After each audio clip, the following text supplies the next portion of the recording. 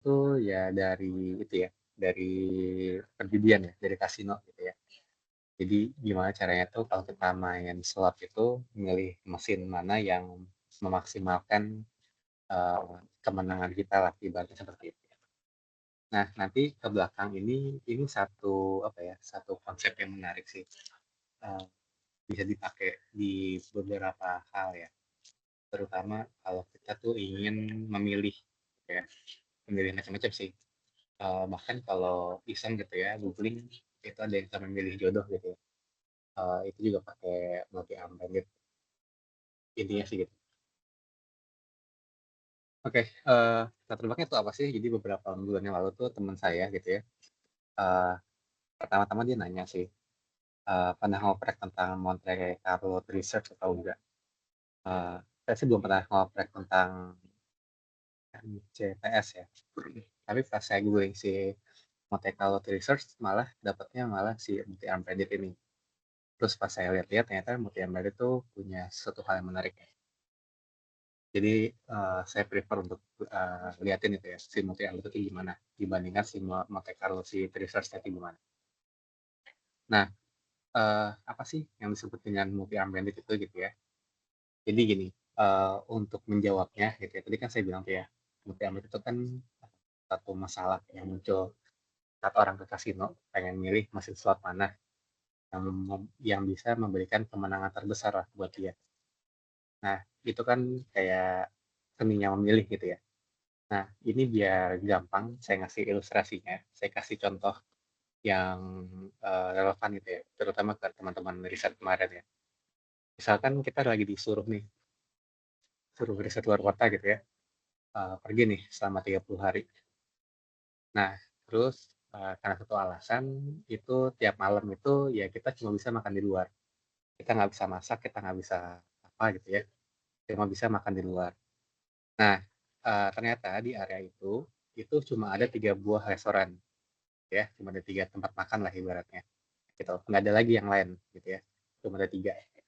Dan ketiganya itu kita nggak punya informasi apapun.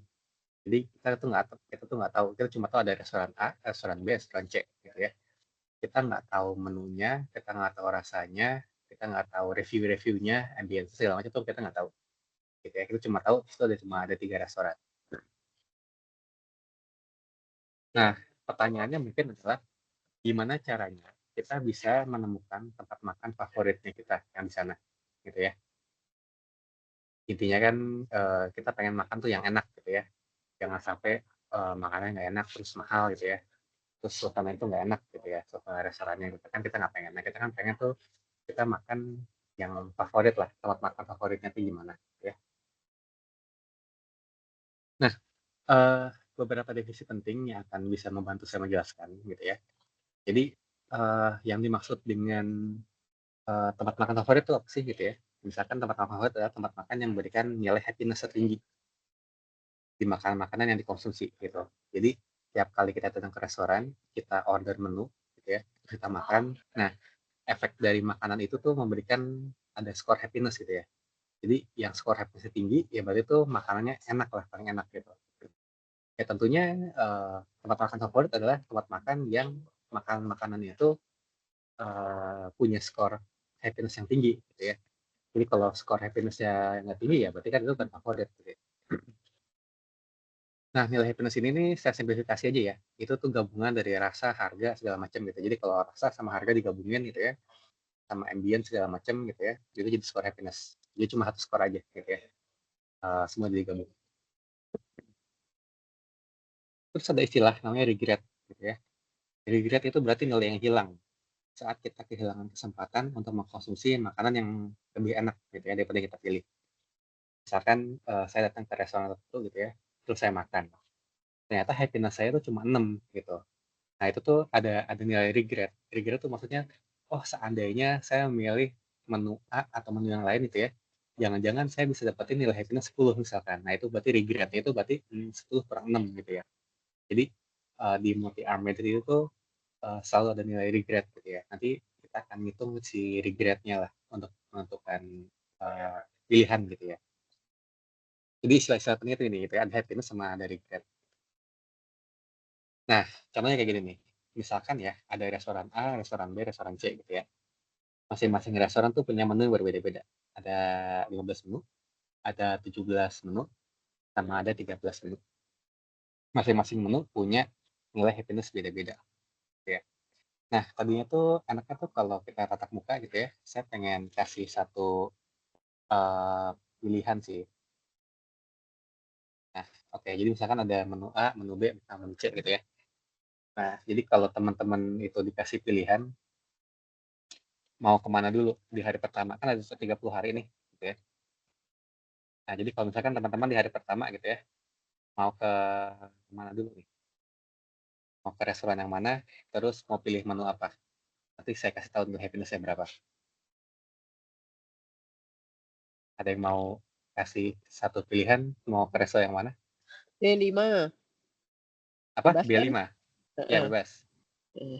B5 ya, oke. B5 tuh punya skor happiness tuh 6,62. Oke, lanjut hari kedua. Nggak ada gambar makanannya, Mas. Nggak ada. Lebih menarik. Nggak ada. Terlalu sulit untuk bikin gambarnya satu-satu. Yang 13 ayam pop deh kayaknya. Oke, hari kedua mau kemana? Mau makan apa? A3. A3. Oke.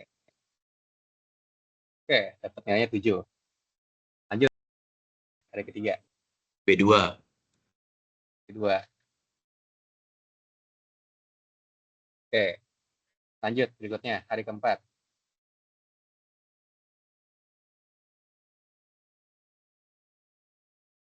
Kemana hari keempat? Happiness paling tinggi, lebih tinggi itu lebih bagus gitu kan?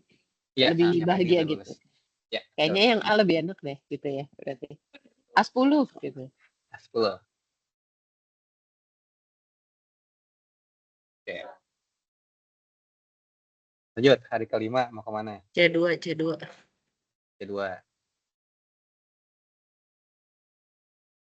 Oke, lanjut. Hari ke-6.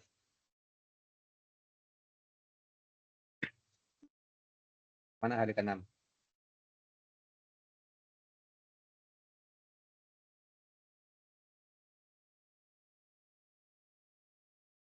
Halo, saudara kedengeran kan ya? Oh, mau kemana nih hari ke-6? A8.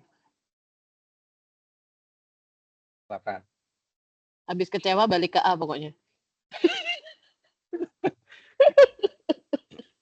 Ide bagus. Ide bagus ya, traumatis kan ya. Lanjut, hari ke-7 mau kemana? A6. Wah, ini resto Padang deh, gue yakin deh. Pagi sore ya?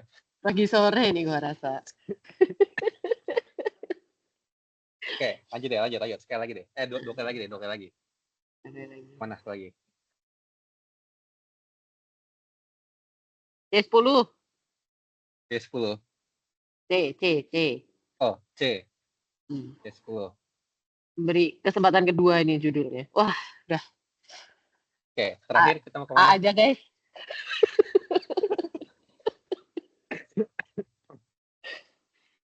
Terakhir menu A berarti ya. Ya. Anggaplah A1 gitu ya. Iya. Oke, nah dari ini dari simulasi kecil-kecilan ya. Kita udah jalan berapa hari nih? 1, 2, 3, 4, 5, 6, 7, 8, 9 ya. S10 ya? 9. 9. Oke. Kira-kira nih kalau kita cuma jalan 9 hari, udah ketebak gak? Kira-kira besok-besoknya gitu ya, sepanjang sampai sisa 30 hari, kita mau makan di restoran yang mana?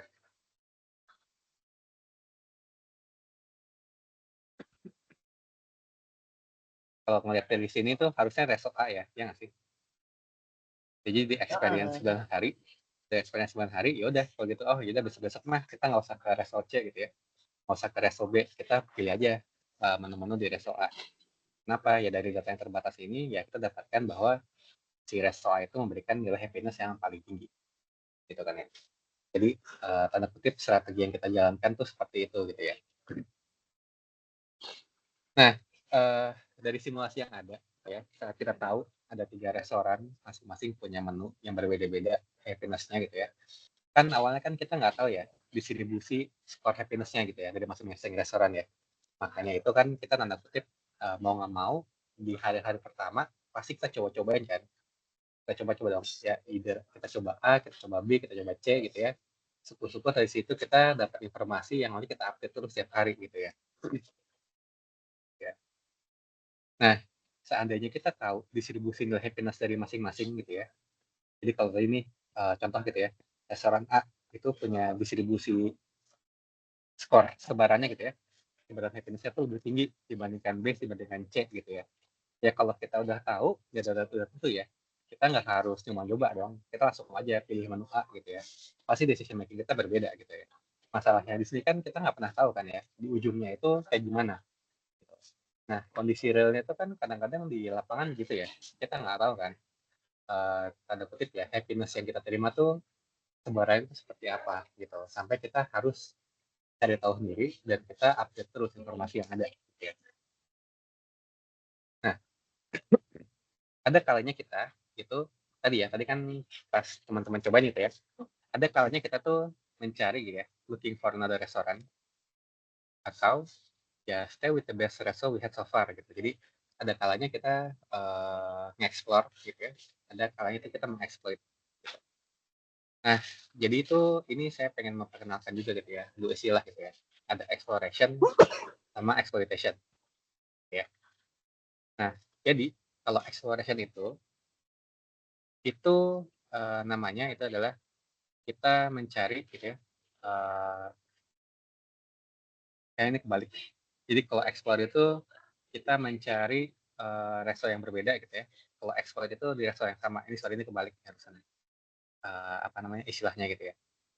Jadi kalau mencari-cari di resto yang berbeda itu explore gitu ya. Kalau explore itu di sama restoran yang sama.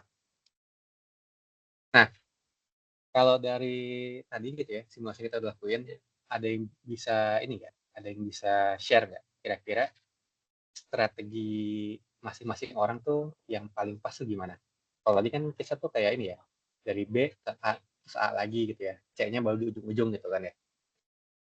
Ada yang mau share nggak? Kira-kira strategi yang paling apa ya, yang menurut kalian tuh best practice buat masing-masing tuh kayak gimana?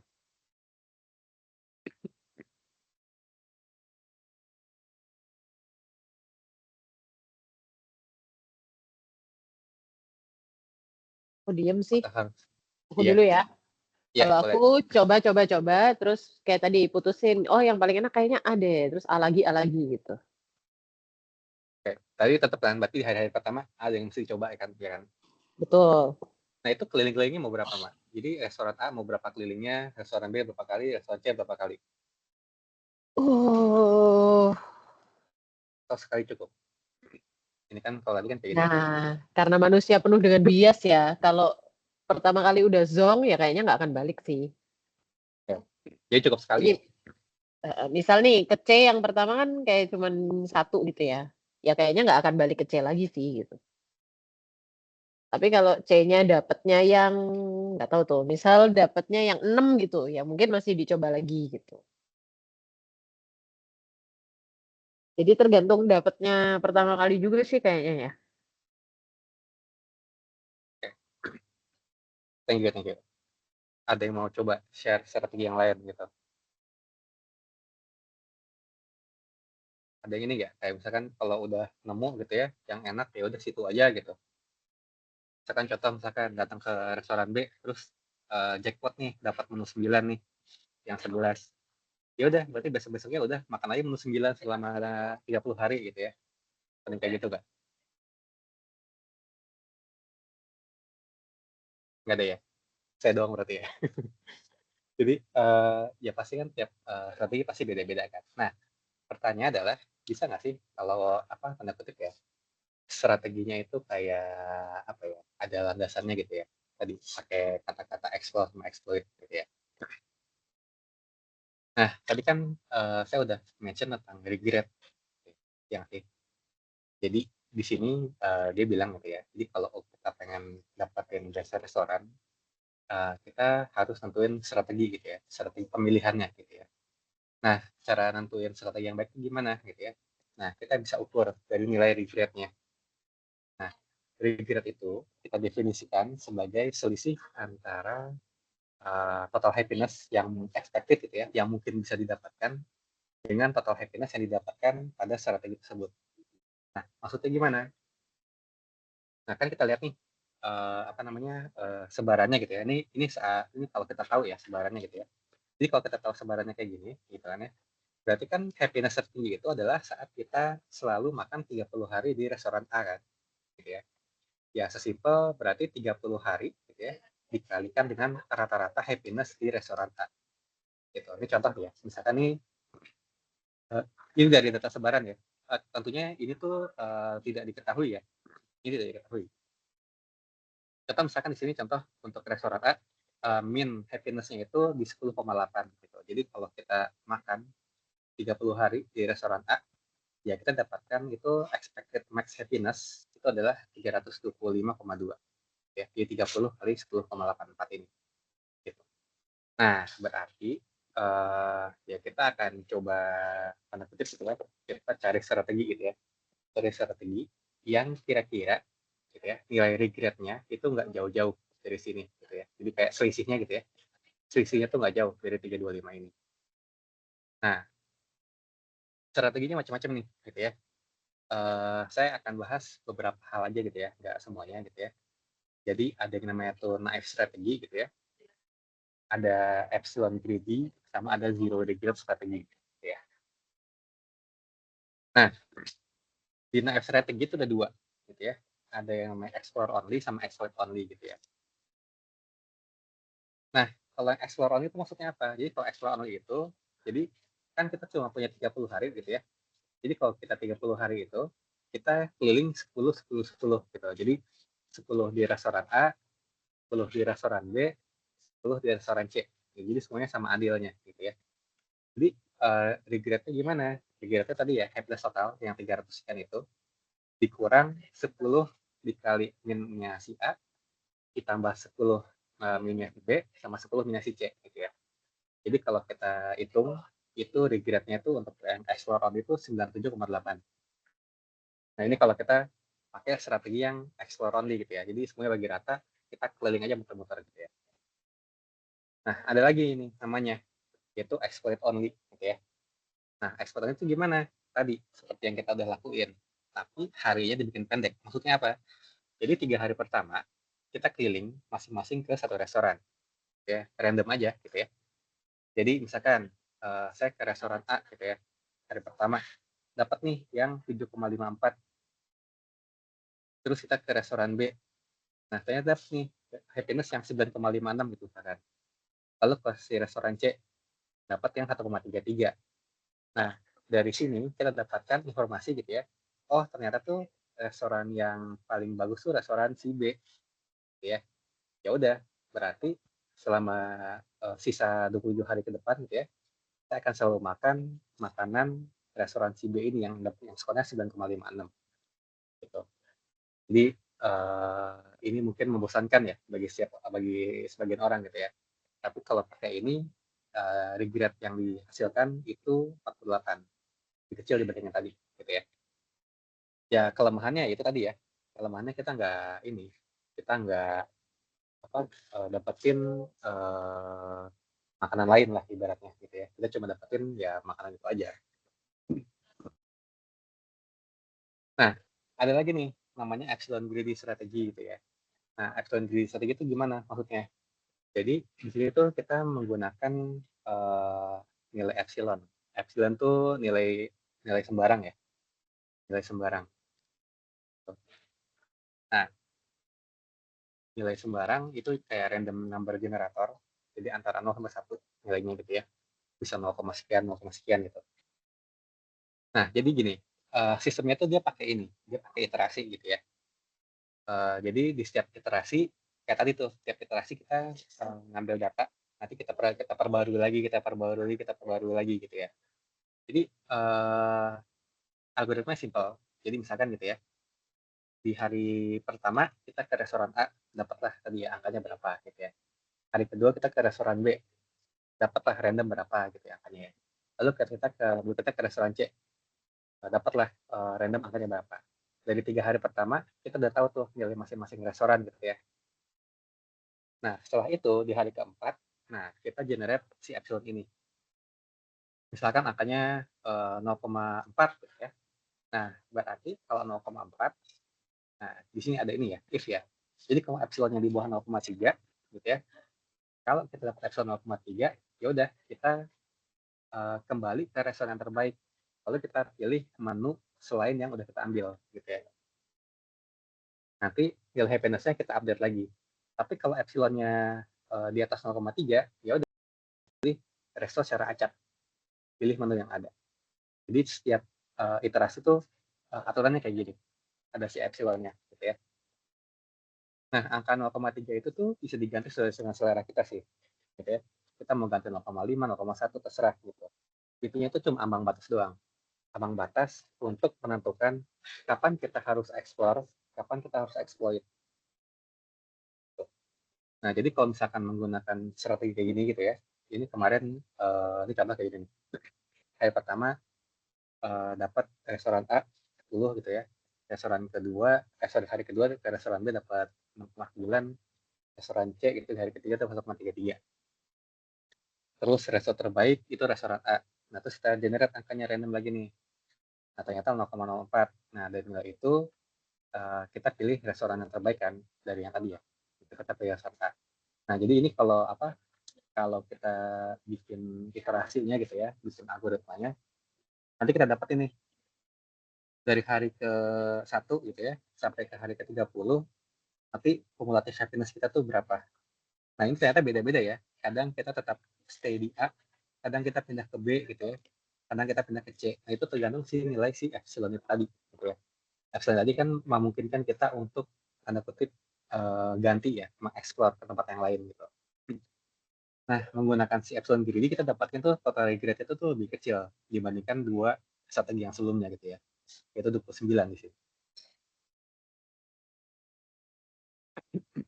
Nah, ini ada lagi nih satu strategi nih yang menarik gitu ya. Zero regret strategi gitu. Sesuai dengan namanya ya, zero regret gitu. Jadi artinya tuh strategi itu tuh sangat-sangat ambisius. Jadi intinya tuh bisa nggak sih kita dapatnya tuh regretnya tuh 0. Jadi kalau regretnya 0 tuh artinya kita selalu dapetin yang maksimumnya gitu kan ya. Nah, ini kalau secara teori hitungan gitu ya, rumusnya gitu ya, ini memungkinkan dapat nanti regretnya yang 0. Tapi syaratnya itu T-nya itu atau iterasinya itu harus panjang. Nah, karena kita cuma punya 30 hari gitu ya, nah itu nggak mungkin tuh kita bisa dapetin regret 0. Tapi kalau kita pindah keluar kota itu selama 1 tahun gitu ya, 2 tahun, nah itu memungkinkan tuh untuk kita bisa mendapatkan selalu makan di tempat makan yang enak gitu. Nah, ini rumusnya kayak gini ya. Jadi ini tuh sebenarnya sih kalau dibikin algoritma simpel ya. Ini mungkin ekspresi matematiknya agak lebih apa? Lebih mengagetkan gitu ya. Jadi intinya gini, setiap waktu ke T gitu ya, pilih restoran R sehingga si nilai yang si ini nih maximize gitu. Nah, si mu R itu tuh rata-rata happiness yang kita dapatkan dari iterasi sebelumnya gitu ya. Lalu ada MT itu adalah frekuensi kita berkunjung ke restoran R so far. Jadi berapa kali kita berkunjungnya itu jadi satu apa ya, satu parameter tambahan gitu. Tadi ini makan hot mention ya. Oh kalau udah ke C terus 2 kali tidak dapat zong ya udah nggak usah ke sana lagi gitu. Nah itu kayak gitu tuh. Jadi intinya tuh prosesnya itu mirip kayak si epsilon greedy ya. Tapi ada tambahan upper confidence bound yang si akar-akarnya itu. Gitu ya. Jadi kayak menyimbangkan kapan harus explore sama kita itu harus exploit gitu. Jadi kayak ini restoran ini kita udah kunjungin 5 kali, sementara yang sini tuh baru 3 kali. Jadi deh kita kasih kesempatan yang 3 kali ini gitu. Nah kayak gitu-gitu tuh. Jadi ada apa? Ada apa ya? Kalau saya bilangnya kayak ada efek psikologis yang di sana. Jadi gitu ya. Jadi kalau ada restoran dengan menu yang sama, restoran yang dikunjungi lebih sedikit, dia akan berpeluang untuk lebih besar dikunjungi, gitu ya. Nah, ini contohnya juga ini ilustrasinya gitu ya. Jadi contoh sama nih di 3 hari pertama kita harus kunjungin ke tiga-tiganya gitu ya. ada hari 1, hari 2, hari 3, masing-masing dapat skor sekian. Nah, kalau dari sini kan kita pilih restoran B dong, karena kan tadi si B itu memaksimumkan kan, yang paling maksimum lah si mu-nya kan, gitu ya. Nah, jadi ini kalau kita coba jalanin gitu ya, algoritmanya gitu ya. Nah, ya surprisingly dapat ini total grade-nya tuh kecil ya, 1,99 gitu. Jadi kayak beneran hampir zero gitu. Jadi ini strategi yang terbaik lah. Nah, dari penjelasan tadi ya tentang si multi-arm bandit, terus strategi-strateginya gitu ya, pemilihan gitu ya. Kira-kira ada yang udah kebayang belum masalah bisnis realnya gitu ya, yang bisa dibantu atau kita pakai si multi-arm bandit ini? Ada yang menebak nggak?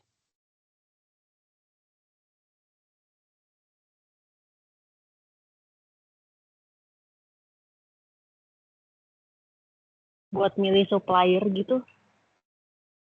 Ya, bisa juga gitu.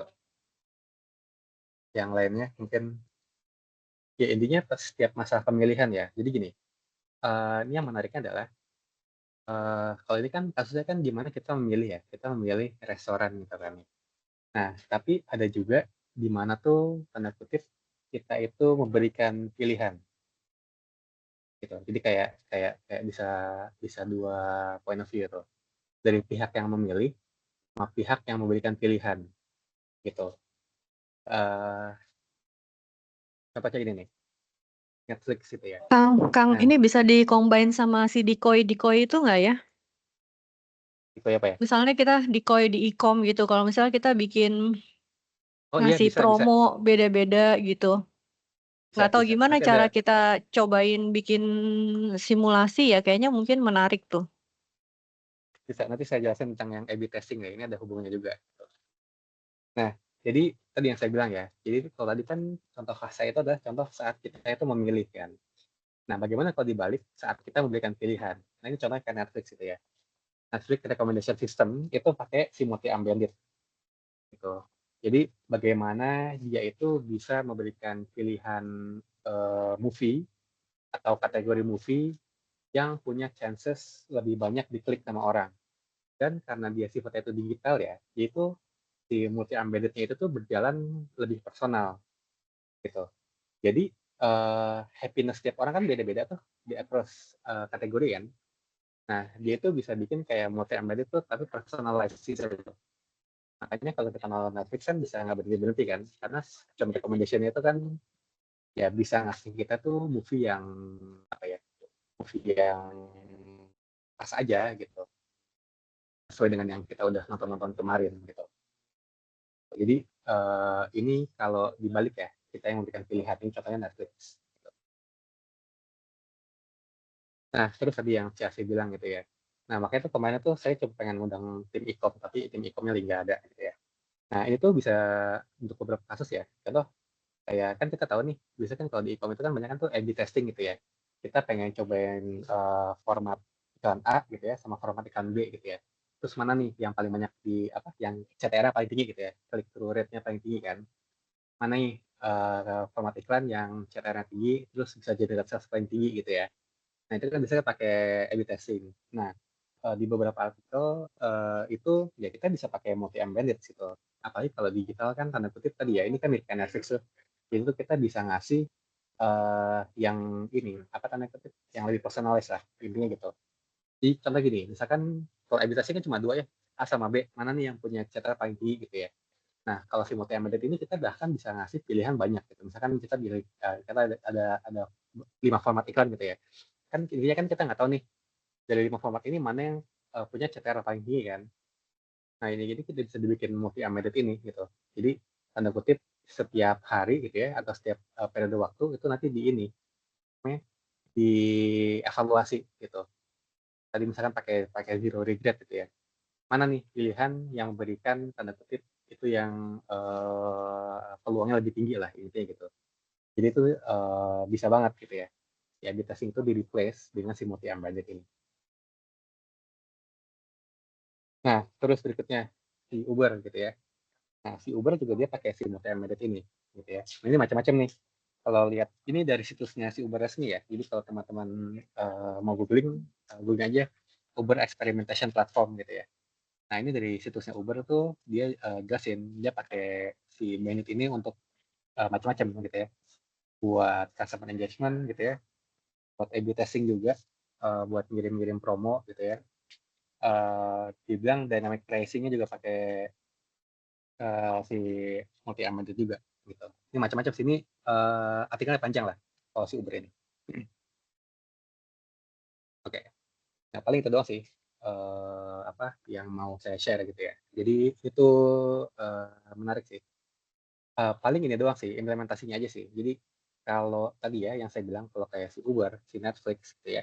Tanda kutip kan dia itu berjalan di digital kan. Jadi si algoritma MAB-nya itu udah di-embed di sana gitu. Jadi intinya kalau contoh deh, misalnya kita buka Netflix gitu ya, ada sekian banyak gitu ya, anggaplah ada 10 film gitu. Kan kita kan nggak mungkin kita klik semuanya dalam satu saat kan. Jadi bisa aja hari ini saya klik yang ini, terus besok klik yang ini, terus klik yang berbeda gitu. Jadi si algoritmanya itu akan lebih personalized per orang itu dia akan lebih dinamis ya. Jadi kayak dia jadi tanda kutip jadi belajar gitu ya. Kan tiap hari kan tiap kali kita klik movie atau apa, dia kan akan mengupdate nilai tadi ya, nilai happiness-nya kan.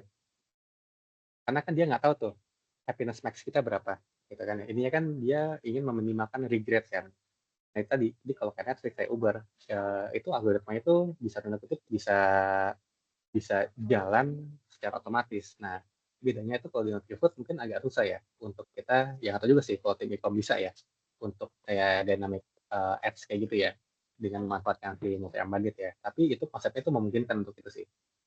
Terus yang kedua, kalau ditanya di Nutrifood kita udah ngelakuin apa, kalau di yang ini ya, di contoh yang Nutrex gitu ya, eh, iterasi terakhir Nutrex itu saya udah pakai ini sih, saya pakai si Epsilon Greedy ya, gitu.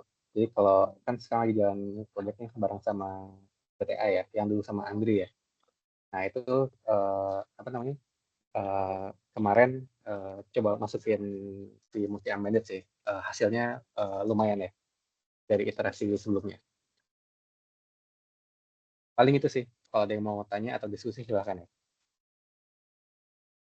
Kang nanya dong, ini tuh Ya, kalau dari segi machine learning-nya berarti udah masuk ke reinforce bukan sih? Karena betul, dia harus ada feedback loop yang sistemik juga kan untuk bisa dia ngupdate-ngupdate terus secara dinamis, bener nggak sih?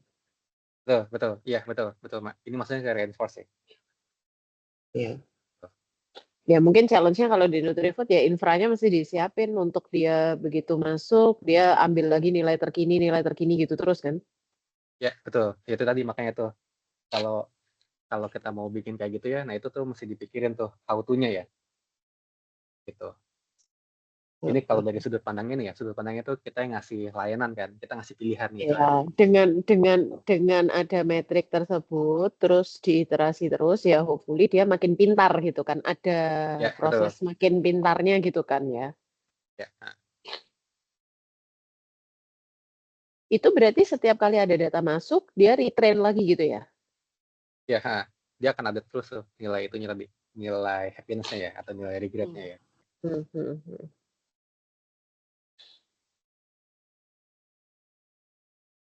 Hmm, hmm. Ya menarik sih. Cuman secara infra datanya kayak mesti disiapin kan berarti. Ya, Menarik. Ini Kici. oke, ada pertanyaan lagi diskusi? Sebenarnya data kita mungkin bisa digituin juga sih Kang. Misalnya kalau misalnya dia pernah trial tapi nggak repeat gitu. Bisa dihitung regret kan Ya, bisa. data Makanya AR tuh kemarin kita. tuh ya, nah tapi itu itu tuh harus ada overtime-nya gitu. Jadi kayak ada tahap-tahapnya gitu. Saya nggak tahu deh kalau misalkan kita punya apa gitu ya, saya juga pikir sih apa jangan-jangan kayak misalkan data sales harian atau data sales bulanan gitu, tapi kalau itu mah nentuin produk mana yang paling oke gitu misalkan. Tapi itu mesti ini sih, itu mesti semedi dulu sih. Maksudnya kita mesti apa, mesti lihat ya. Kan kalau si multi amatir itu kan dia butuh itu tuh, dia butuh kayak semacam time frame kan, di mana nilai itu selalu update kan tiap kali ini gitu. Kalau data AR kan kita cuma punya setahun sekali ya. gitu. Iya, periodenya kurang banyak ya. Iya, gitu. Yang paling enak tuh itu tuh. Makanya saya pikir apa yang kemarin kita diskusi 40-20 kan ada bulanan tuh ya. Kita pilihin tapi itu kayak mungkin nggak ini ya, apa namanya, kayak itu kan berarti kalau kayak itu kan jatuhnya cuma jasa pemilihan produk mana yang paling oke gitu kan. Gitu sih. Tapi yang paling kepikir sih itu tuh si itu ya. Jadi kalau kita pengen bikin A/B testing gitu ya, itu kepikir bisa pakai multi-arm. Tapi itu tadi sih apa namanya? Mesti dipikirin juga tuh. Berarti misalkan kita pengen jalanin itu misalkan tiap hari selama seminggu gitu misalkan nih. Ya ujung-ujungnya tetap ini sih, apa namanya? Caranya ya, caranya mesti kita pikirin juga sih.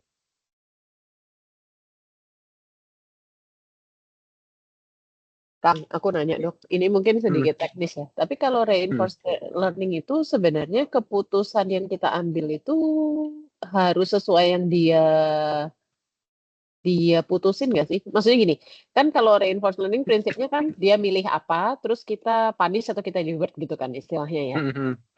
Nah, tapi pilihan dia memilih apanya itu harus kita execute nggak sih gitu? Atau kita bisa pilih apapun yang kita mau? Nah, sebenarnya gini, Mak, pilihan finalnya dia itu kan adalah pilihan terbaik yang udah dihitung sama dia kan, so far kan. Betul, Contoh betul, misalkan gini, betul, nih kan contoh misalkan tadi ada 3 restoran ya, restoran A, B, betul, C. Kan kita nggak pernah tahu tuh ujungnya tuh apa, distribusi aslinya kayak gimana kan, ya kan? betul. Nah, Ya, bisa jadi kalau kita cuma jalan seminggu, tadi tuh kita masih bisa jadi salah gitu ya. ya. Bisa jadi Nggak, itu maksudnya gini, bisa jadi misal nah, dari algoritma dia keluarin kamu ke B deh hari ini gitu misalnya. oh gitu, oh ya, oke Ke oke. B12 deh gitu. Oh,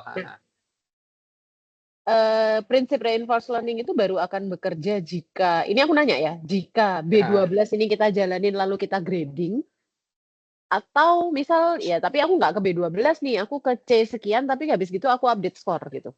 Kebayang nggak maksudku? oh oke oke, ngerti. Ini Nah, lebih nanya paling ke prinsip sih. Sebenarnya iya, reinforced, yang aku tahu kayaknya B12 yang harus di grading gitu. Nah, cuman aku nggak tahu ini secara teori gimana sih gitu. ya.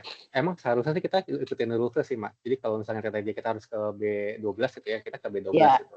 Jangan tiba-tiba kita langsung ngubah ke mana gitu. betul. Kecuali Harusnya kita kalau ikutin dan kita label gitu kan ya. Rule-nya iya, betul. reinforce harusnya begitu kan. Iya, betul. Rule-nya gitu, I see. gitu. I see.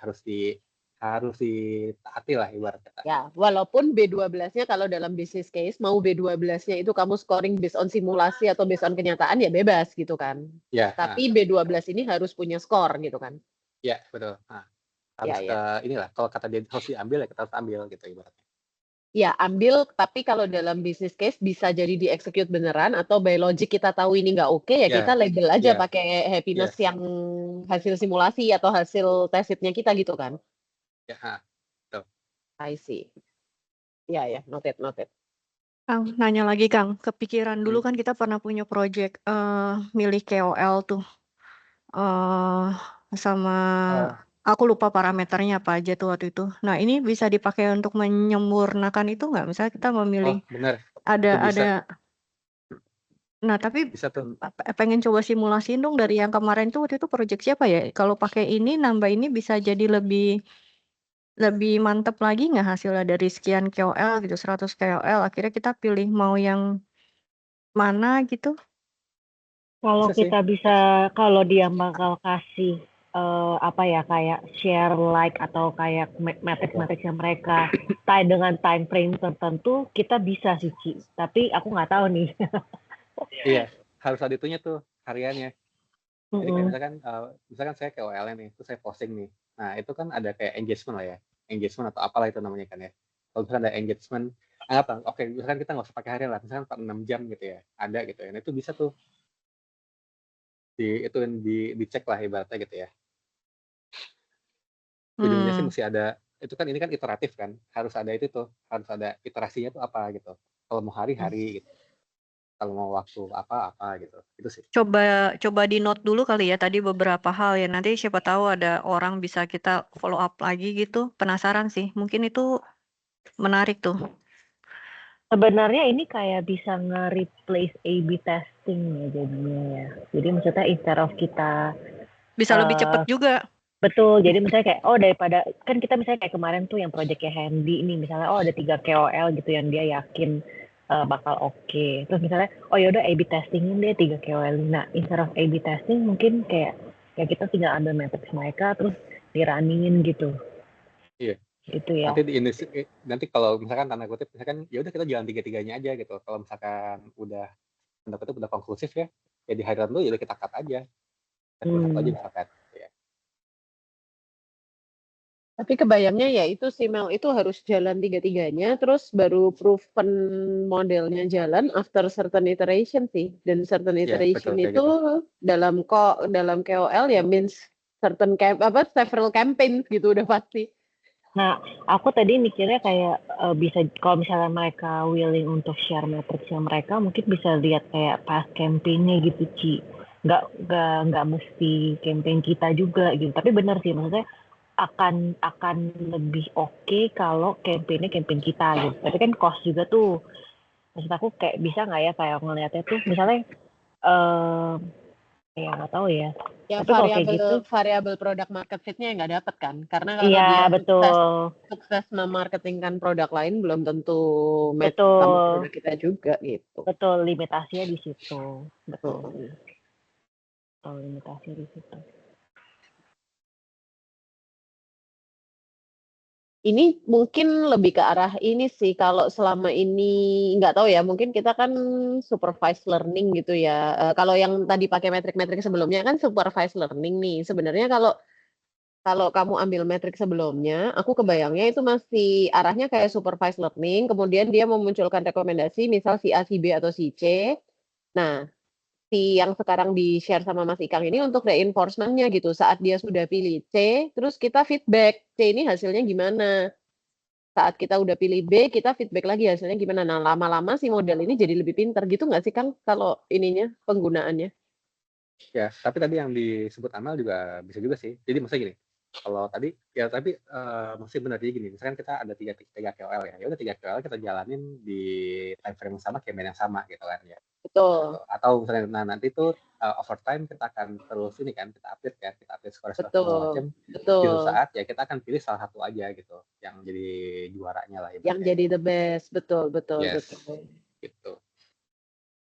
Mungkin bedanya kalau supervised learning itu misal, oh hasil campaign ini kita masuk, terus kita supervise lagi, dia akan bikin different model ya, bukan menyempurnakan model yang lama, benar nggak sih, Kak?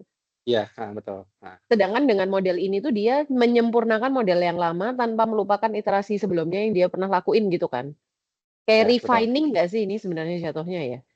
Ya benar, karena kan dia tiap kali iterasi kan dia kayak ya itu tadi benar ngupdate skornya diupdate terus kan gitu. Ya, kalau Karena kita kan kita pakai nggak, supervise terus, ya dia akan lupain yang lama, dia bikin model baru gitu terus kan. ya karena kalau supervise itu kan kita harus tahu datanya dulu kan. Tapi kalau ini kan Betul, kita nggak tahu, kita betul, ngeblank. betul, betul, betul, betul. Ya, ya, ya, ya. Oke, ada Menarik, pertanyaan? menarik. Jadi terbayang. Ya, pokoknya nanti kalau ada ide apa gitu ya, ini tuh intinya tuh berarti pemilihan ya. Jadi kalau kita pengen memilih atau ngasih pilihan, ya bisa jadi ini bisa dipakai gitu. Oke, kalau nggak ada saya close sampai sini ya. Kita jumpa lagi di waktu dan kesempatan yang berbeda. Terima Selamat kasih, siang Ika. semuanya. Thank you, Kang. Thank you Mas Kang. Terima kasih.